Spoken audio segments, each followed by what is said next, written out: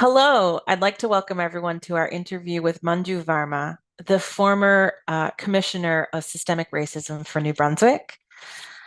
Manju has over 3 decades of experience in diversity, equality, and inclusion, as well as anti-racism work.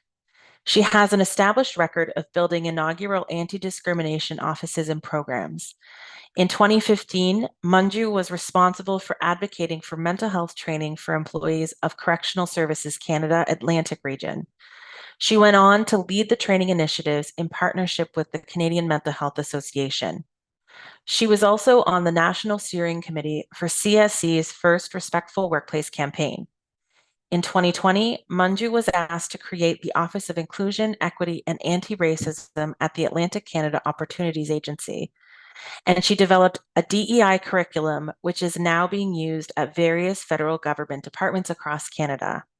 In October 2021, Manju was appointed as the New Brunswick Commissioner on Systemic Racism, a newly created position to determine the nature and impact on racialized communities in New Brunswick. This position was the first of its kind in Canada. She was also asked to be on the steering committee for Building Black Leaders, a federal government initiative to address racial inequalities at the executive level. Currently, Manju is the executive director of Human Rights, Equity, and Inclusion at the Nova Scotia Community College. Welcome, Manju, so much, and thank you so much for coming and speaking to us today. Thank you so much for the invitation. It's truly appreciated. So, to start our discussion, could you speak to what your mandate was as the commissioner and some of the challenges that you had?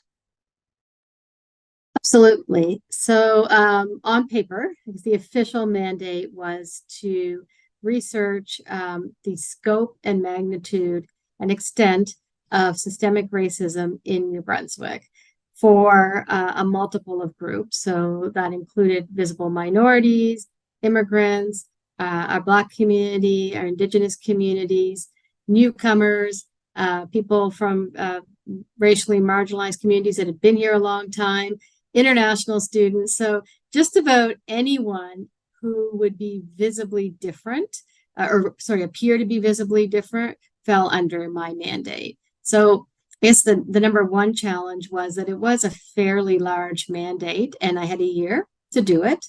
Another huge challenge, which actually became a criticism of the report, was the lack of quantitative data. So it's, many people like to see quantitative data or see numbers as proof of something happening. But for those of us who work in social justice, and Nicole, I'm sure you're familiar with this as well, is the other side of that is we tend not to keep that data for all sorts of reasons. So being able to find quantitative data, being able to find organizations that actually kept race-based data was a huge challenge as well. So, Manju, the theme of Respectful Workplace Week this year is psychological health and safety in the workplace. So, what was the experience like for you as the commissioner from the perspective of workplace psychological health and safety? Thank you for that question, Nicole. Actually, going into the position, I didn't think about psychological safety. And as I was leaving, it was probably the number one thing that impacted me through the appointment. I've worked in this area for over 3 decades in lots of different places, in academia, in government. I've worked with children, I've worked with refugees, NGOs, civil servants. And so I have a lot of experience talking about this. This was very different. First of all, a lot of people didn't really understand what my position was. So, the other commissioners, like for example, the Commissioner of Official Languages, she gets complaints, and her duty is to help resolve those complaints, to help address it. Same thing with the Human Rights Commission. So mine was very different. I was not set up to take complaints. I was set up to collect data. So almost, at first we would get maybe 2 or 3 calls a week of people who wanted to share their trauma, essentially. Their experiences of racism, their experiences of discrimination. As we went on, it was almost a daily. There was at least one call a day, to the point where sometimes we actually had to close our office down to say, we just can't take any more phone calls. We can't hear any more of these stories. And so, I went into that position with a very research focused mind. I was going to collect data. I was going to talk to people. What I didn't realize is the impact that those stories on a daily basis would have on me within the mandate that I had. So the mandate I had was not to address problems.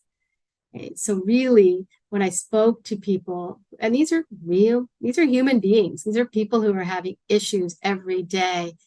And for the most part, seeing the clearly racist ideals, the clearly racist strategies behind these things that make people's lives miserable was really hard, very hard.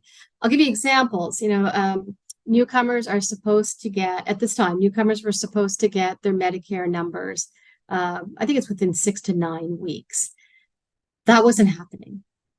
I was getting phone calls from people. I remember getting a phone call from a person who was like in her 8th month of pregnancy, and she still did not have her Medicare card, even though she had been in New Brunswick for over a year. It is hard to get those calls. You can't defend those calls. You can't say, well, it's the system or things move slow. You just can't do that when you're dealing with human beings. I remember working with these 2 kids who could not get into school. They were here as refugees, and the school wouldn't take them. I don't know why. They didn't provide real reasoning as to why. And, so I had the ability to I reached out to the Minister of Education and explained this. And his response was, yes, we're aware of this. We're working on it. Well, you're working on it, but I've got 2 little kids here who can't go to school, right? So being able to juxtapose process, which we all seem to be comfortable with, and seeing the real impact of those processes, especially when they're seeped in systemic racism, and that certain groups, certain people, certain processes seem to move quickly, but ones that are related to support our marginalized groups move so slowly. And that was really hard to experience. In many cases, people called me hoping that I would solve their problems because that's what they thought a commissioner did. So I had to, almost every conversation I had to start off with, I need to let you know right now, I cannot solve your problem. Okay. I can't go to a school and tell the principal that your child gets, is attacked racially every single day. I cannot go to your workplace and tell them to stop making fun of your accent. Okay. All I can do is collect data. So you're actually doing me a favor by giving me your time, your experiences, being vulnerable enough with me and trusting enough to give me your information. I cannot reciprocate that. So that was really hard. It's very difficult to do. And I would say anyone who works in this area, if you haven't experienced that yet, to prepare yourself to experience that, because there is a real sense of disempowerment and hopelessness that comes with positions like this. It certainly sounds like you were experiencing your own frustrations and disappointments that you couldn't take action to address these really traumatic, really emotional, and very real problems you were hearing about.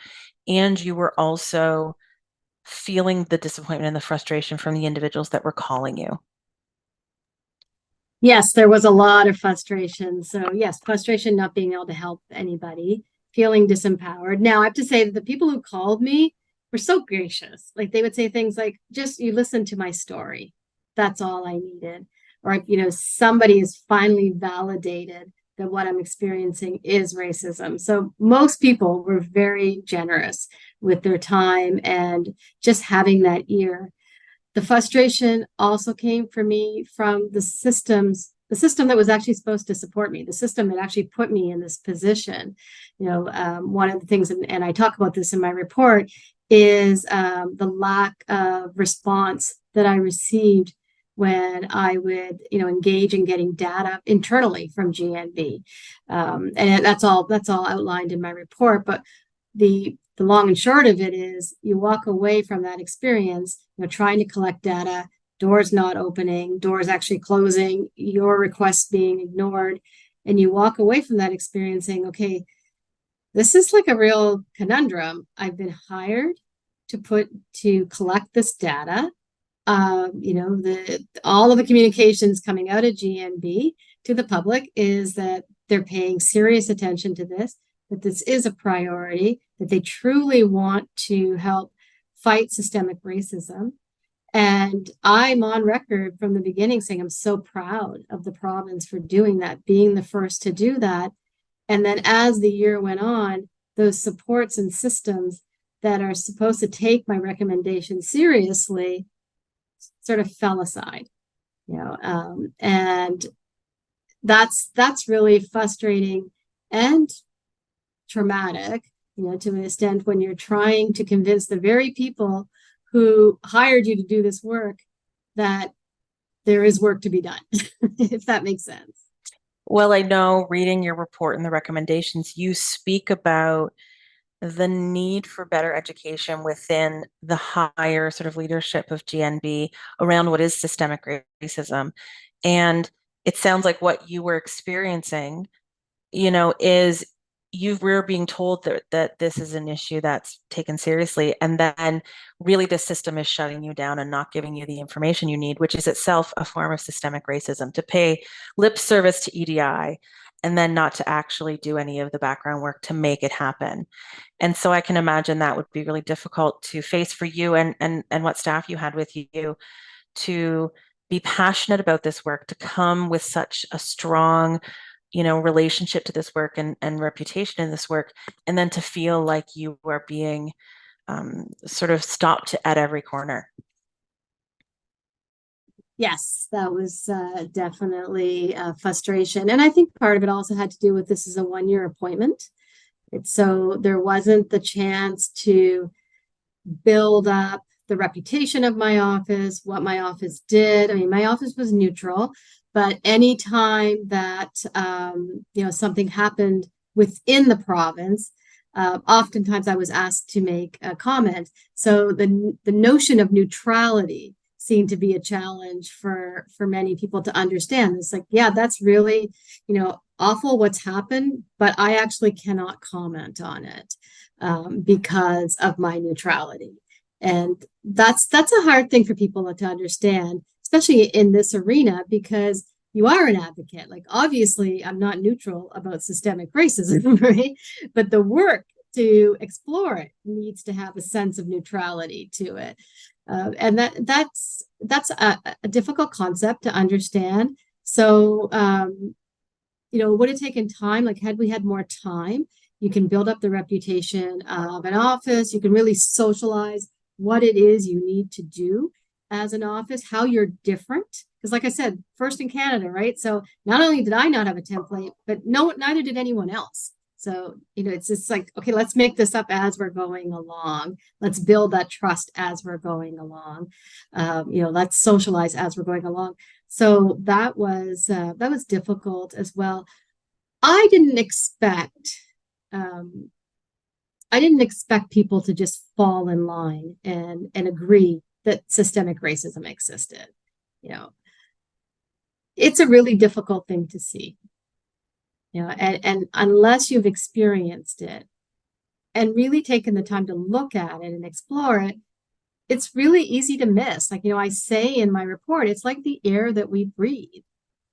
The school calendar is a perfect example of that.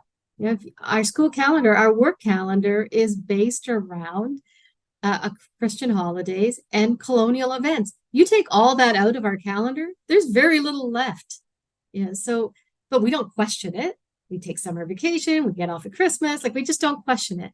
So how how can I expect people to understand right away, in a way that's safe for them as well, to understand systemic racism? I can't, and I didn't, because I know it takes a lot to understand your privilege.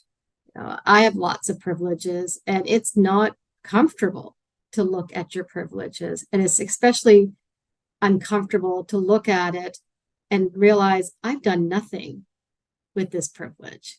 And so I didn't expect immediate buy-in for sure. And I very much am always careful about the psychological safety of the people who do not experience systemic racism, because this is a journey that all of us have to go on, not just people of color. But I did expect people to want to learn, I guess, right? Like, okay, this is going to be really uncomfortable. And I know this sucks, but we hired you and we asked you to find something. You found it. Okay, now let's work on it. You expected the people who created your mandate to then all of those who work for them to support you in your work. Yes. Yeah. It's like when you hire an inspector to come into your house, right? You don't want them to find anything, right? Like, you don't say, oh, yes, find everything wrong. But the expectation is they probably will. And when they do, well, now you have two choices. If they tell you the roof leaks, you have two choices. You can say, okay, goodbye, here's your check, thanks for coming. Or you can say, okay, I have to address the leak because I asked somebody to find the leaks. And he did find the leaks, and now I need to address that. I feel like I found the leaks, and instead of okay, right, let's address them. Instead, there was a shutdown. Like, oh my God, you found something. Now what? Right? In following that metaphor, if you find out there's a problem and your roof leaks and you fix it, you're better for it. And I think, Absolutely. coming from these fields, the expectation is, no, you don't want there to be these deep traumatic things being found, but when they are found, improving them, changing them, resolving these issues will make the province stronger, will make the That's right. community as a whole stronger. So what, you said that your sense of it was that after you submitted your report, there was a shutdown. So what has been your experience of the response from the government to your report? Well, my feelings about the response to the report is disappointment. I recognize that it would take time to read it. In the report, I do suggest quarterly responses. So I figured, okay, like 3 months is more than enough time to read this. I took great pains, and I have received feedback that it does read like this. So I'd like to say that I think I'm successful in this part, but I took great pains to make this report very readable, that anyone could pick it up and say, okay, this part, I can see myself in this, and I can see what I can do. And I really took that from the calls to actions from the Truth and Reconciliation report, because I found that report very readable as well. And I thought people need to be able to understand before they can, move forward. So for me, the recommendations are very readable. There is obviously an understanding that some of these are long-term recommendations, and some of these are things that you could probably do tomorrow. None of that, to my knowledge, has been addressed. Now, I know there's been a few comments made, I think, by the Premier and Minister Dunn as well, that they're working on it, and there's been some discussions. I have received questions from the provincial government asking me, could you give clarification of this, or could you give, what was it that you meant by this? So, I have heard from time to time, but other than that, it's been pretty silent. Some of the recommendations I made in the report, for example, the place names that have openly derogatory names attached to them, that process, well, first of all, the complaints were made years ago, and the fact that we're still discussing that, it's not only frustrating and disappointing, it's quite frankly embarrassing that we still have those name places. there were other equally similar recommendations that I think people could do very quickly. Like, for example, the coroner's report for the death of two of our Indigenous people here in New Brunswick who, died by gunshot. In both of those cases, both of those inquests, there were recommendations that came out to which the government is responsible for responding to. So in my report, I suggested, like, let's make these responses public. That hasn't happened, and the inquiries are at least, I think at this point, they'd be almost 2 years old. So, a lot of time has passed. So I'm disappointed in the government. As I said, I was super proud of them when this was first announced. I considered it a real privilege and an honor to be asked to take on this position. It is probably the most difficult thing I've ever done in my life. And I have two teenagers, so a lot of hard things, but this would be up there. And it was certainly the most heartfelt thing that I've ever done in my career.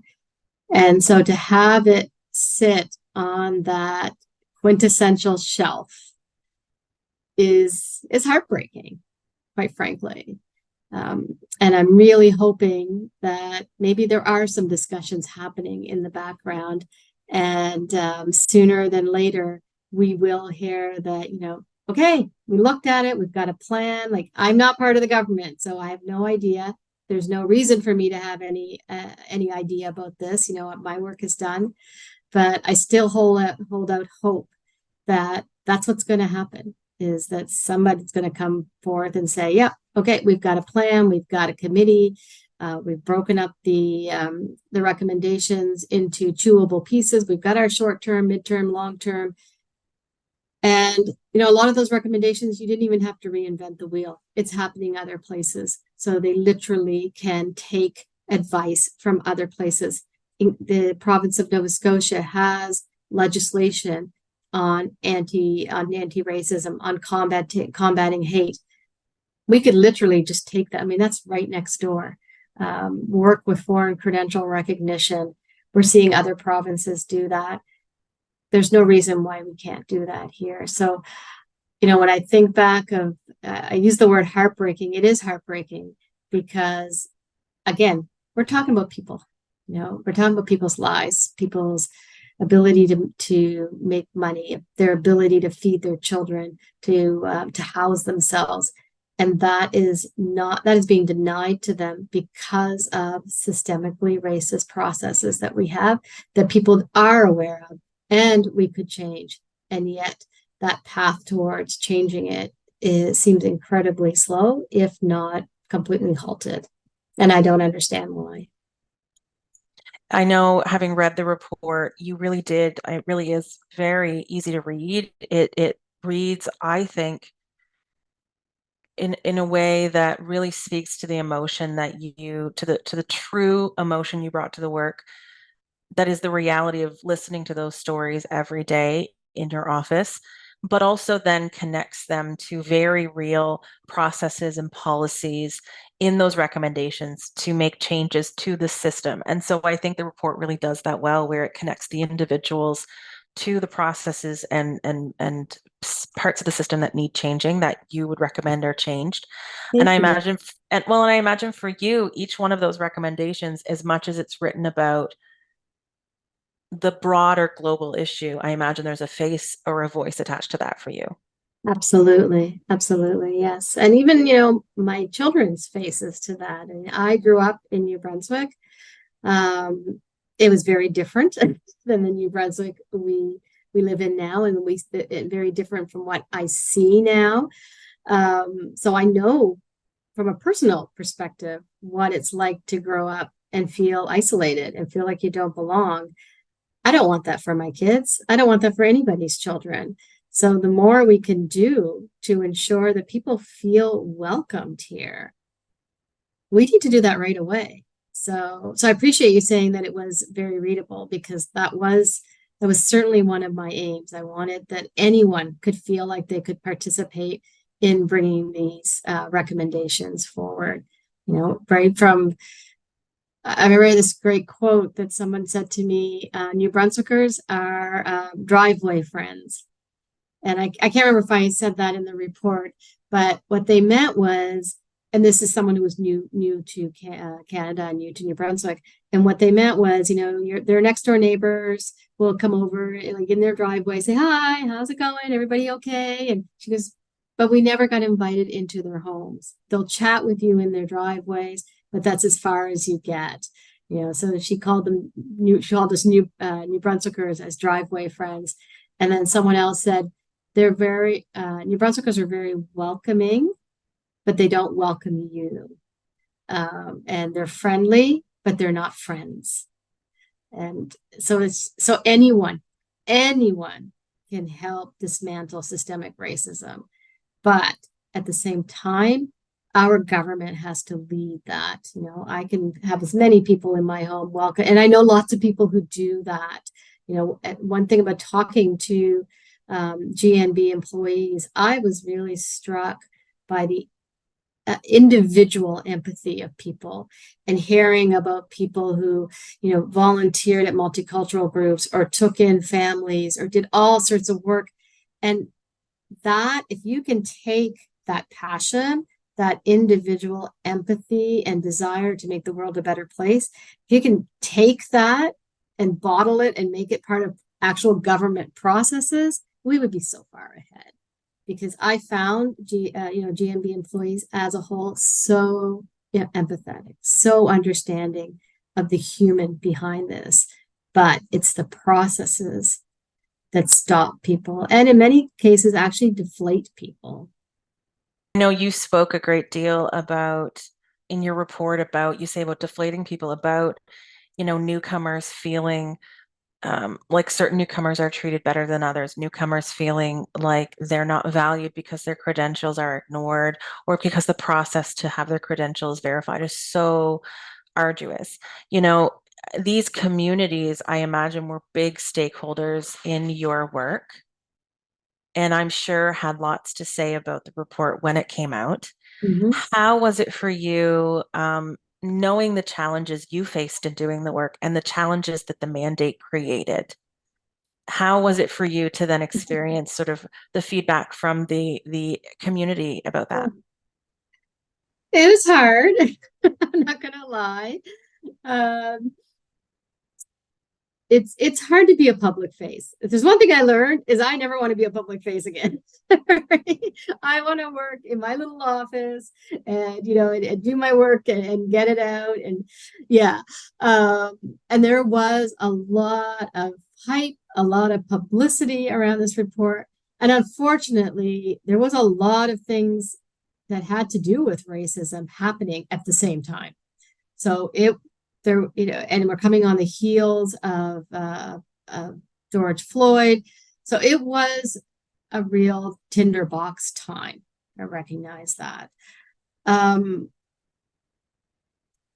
When the report came out, because the mandate is so big, it cannot be everything to everyone, and I remember a reporter asking me, "You have 84 recommendations. That's a lot." I said, I could have had 184 recommendations.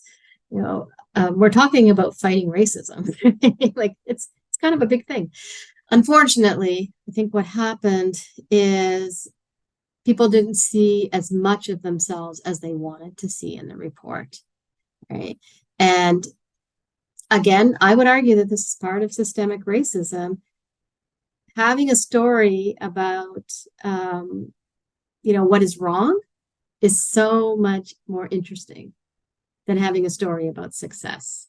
So I don't want to get into, the role of the media too much, but their role is to make interesting stories, and conflict is far more interesting than everyone getting along and acquiescing. And I actually had groups contact me, I'm thinking of 3 right now, contact me after the report came out and said, "We want to support you. We really liked what was in the report, but when we contacted this journalist or another journalist, they weren't interested in the story. So, there's that as well, but there's a psychological lack of safety being in the public eye as well. So I expected some criticism to the report, even though no one likes criticism, I expected it. I had one year to do a report. I did the best that I could in a year, but was it a great report? No, because of the challenges that were there. It would have been much stronger if it was a permanent office and this was their first activity to do this report. It would have been much stronger if, the Indigenous government relationships were better at that time. So there were all sorts of things, all sorts of barriers to making that report stellar. But I walk away from it feeling I did the best I could within the conditions I was given. Do you think that if the government had taken swift action on implementing any and all of your recommendations, that some of the criticism of the report would have been counteracted? Yes, absolutely. Absolutely. Because some of the criticism actually came out before the report, right? And the number one criticism was that the government will not do anything with this with these recommendations. And I was asked that on numerous occasions, like, what will you do? And whenever I was asked that, I put it on the person who was asking me the questions, like, not will I do, what will we do? Our taxpayers' money went into this, it was a year of my life, but we all contributed to this, right? Whether it was our taxpayers' money, whether it is people who stepped up and shared their trauma. So they weren't just telling me stories, they shared their trauma.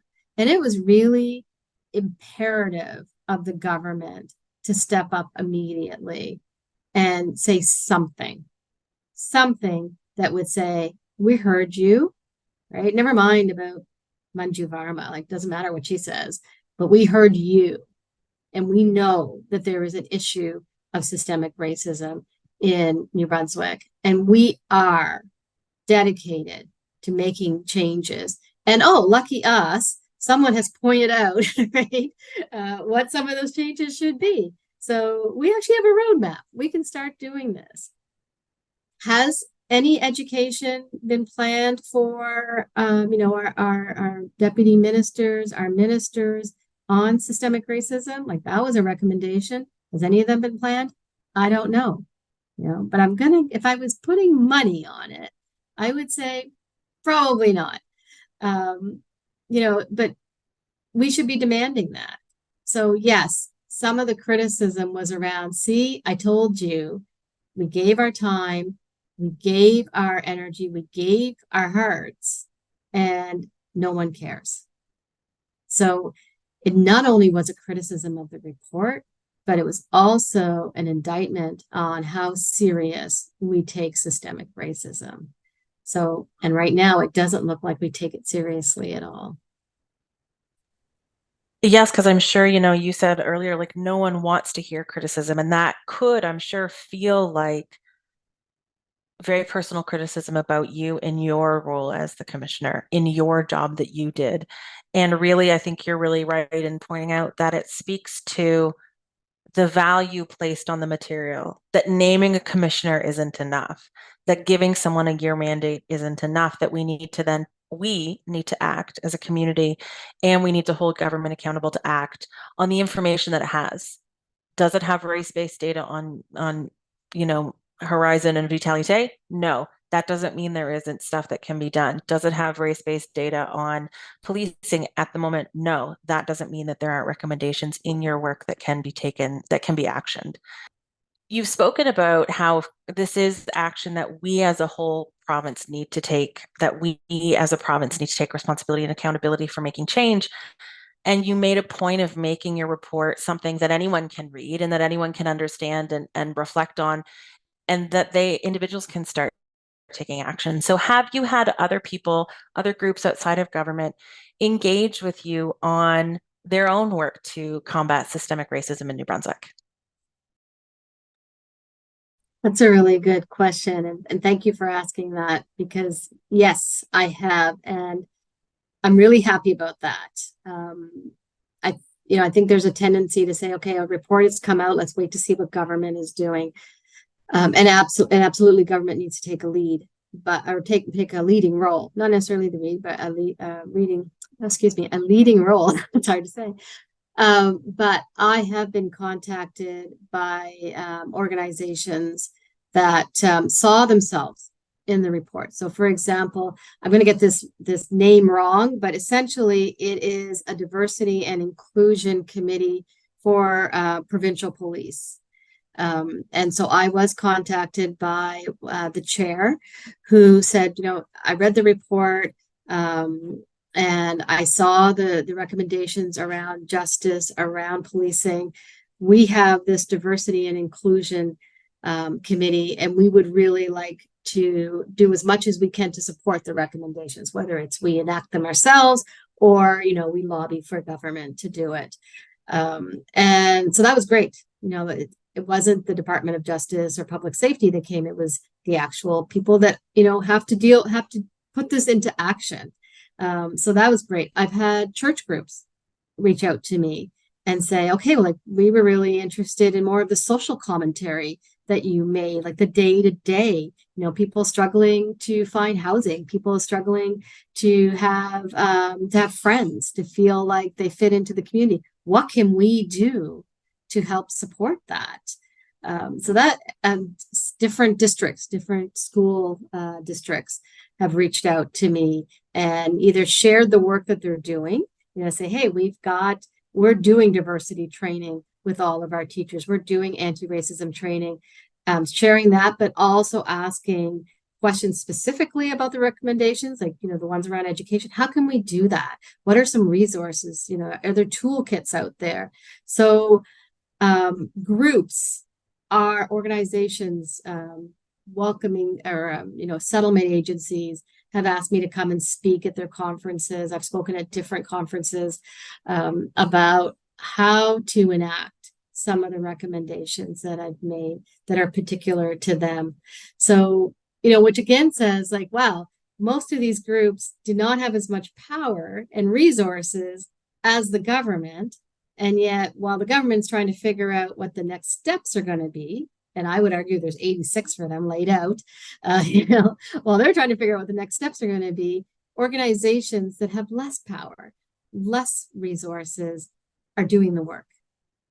So I think that's something that we really need to make note of. To bring it back around to the theme that we're talking about all this week, how you've talked about how hard it was on your own psychological health and safety in the workplace to be faced with the various challenges of your mandate, the lack of sort of senior leadership in this work, the disappointment, the frustration, the difficulty of hearing these incredibly poignant stories and valuable information, getting this valuable information from these stories, and then having no way to act on them. And even though you're no longer in that role and that's no longer your workplace, how have these people reaching out to you, these individuals and groups trying to take action on your report, how has that impacted the psychological health and safety you experience in this role? Oh, you asked such great questions. It's been hard. It's been hard. I took a new position immediately after in a different province. I still live in New Brunswick. I'm still a proud New Brunswicker, but I did take this position at the Nova Scotia Community College. I probably should have taken some rest in between. I should have taken some time off. In retrospect, I can say that.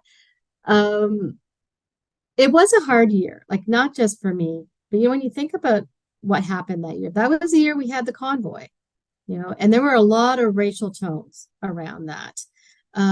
We were coming off the heels of George Floyd. We were coming off the heels of 2 Indigenous people who were shot and killed by the police. During my time, the coroner's inquests happened, both of them. We had a lot of decisions that the government made that really didn't speak to wanting to improve Indigenous relationships. I think we can all agree on that. So it was a rough year for sure. it was a really big learning curve because there was no mentorship that I could rely on. There was, I shouldn't say there was no mentorship. I was able to speak to some really great people who reached out to me because I didn't really know who to reach out to, but I had some really great New Brunswickers, and I can't name them, but I do want to go on record by saying like there were some really awesome people who reached out to me who were in similar positions, sort of public positions, and said, "You got this. Like, you're going to be okay." So having those people around me was fantastic, and I will forever be grateful for that. Having people who work at GMB, civil servants who reached out to me and said, "Thank you for saying that. I can't go on record, but I want you to know that I'm really grateful you said that because that's how I feel." So there was a lot of support, which I do not want to minimize. Like that was so important to me. But it was a hard year. And as I continued to do this work, one of the things that I guess I wish somebody would have told me at a younger age is that this work is really hard to do. And I think it's, and not just working in systemic racism, I think it's anywhere where you see people suffer. So working, encountering violence, encountering poverty, working with children, issues around children, any work that really touches your heart is hard to do. It becomes even more difficult to do when you face attitudes, you face systems that want to diminish or even ignore and erase the things that people are experiencing. That's very difficult as well. So it's super important for anyone working in this area. And I kind of discovered this late in life, but no matter how old you are, no matter the type of work that you're doing, it's so important that you take care of yourself. That means taking a break, right? I have some very well-meaning friends who every time there's a new book on systemic racism, they send it to me. And I'm like, I don't want to read this, right? Or I get asked to be on a committee around racism. And I'm like, you know what? I want to be on the circus committee. I want to be working at chapters. I want to be reading like, Danielle Steele. Like, no offense to Danielle Steele, but you know what I mean? Like just stuff that I could lay on my couch and read. Because right now, especially in the last few years, these topics are everywhere. Like I can't turn on CBC. I used to listen to CBC while I worked, just as background noise. But now all they talk about is discrimination and, and poverty and social injustice. And it's good. It's good that noise, that sound, those stories are in our public sphere. But it's hard to listen to when it's the work that you do as well. So, yeah, if anyone, and my advice to anyone working in this area is take care of yourself. Make sure that you have time off, and it's okay. It's okay to say no to being on a committee, that has to do with a social justice issue. If you just don't have the mental space, like say yes to the committee that has, the board of the circus, or say yes to, something else, doing water painting or whatever it is that makes you feel better. And the world will go on if you don't sit on that committee, or you don't, you don't give your time to that topic. It will go on because it's really important that you take care of yourself. I think that's such an incredible and very true message. I know in my past life and in my volunteer life, I'm often working more in social justice spaces, but in my professional life, I'm doing harassment, workplace harassment, conflict management. And so hearing people's very true, very real emotions all day is so difficult. And it's something that I think we're lucky to get to do. I feel very honored to do the work I do. I'm very passionate about it. I know you're clearly very passionate about the work that you do, but I think you're really right that we have to take care of ourselves too. And we have to, let ourselves read the fluff and watch the silly movies Yes. and do the things that give us the space. Volunteer to walk dogs at the SPCA. Do the things that give us the space because it's going to take a toll on our own psychological health and safety in the workplace. And so Right. as much as you didn't take a break, and maybe you should have, it's exciting that you're in this leadership role now with Nova Scotia Community College. They're lucky to have you. Oh, thank you. That's very It's kind. it's been so wonderful to speak to you. I wish we could have all afternoon with you. I know we can't, but I'm so pleased that you were willing to take the time to let us interview you and film it so we can present it.